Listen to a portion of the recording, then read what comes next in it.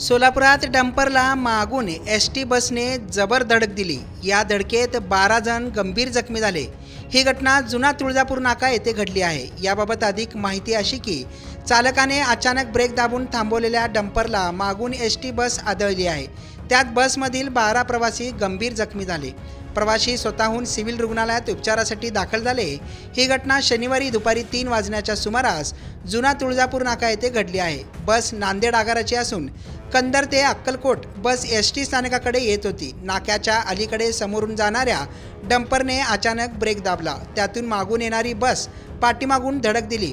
यात प्रवाशांच्या डोक्याला, तोंडाला, हातास मार लागल्याने ते गंभीर जखमी झाले। यात हजरत पाशा दादामिया इनामदार वय वर्ष 70 राहणार बीबी दारफळ उत्तर सोलापूर यांच्यासह पुणे, वसमत, नांदेड, परभणी, अहमदपूर, धाराशिव येथील प्रवासी जखमी झाले। या घटनेची नोंद सिव्हिल पोलीस चौकीत झाली असून जखमींवरती उपचार सुरू आहेत।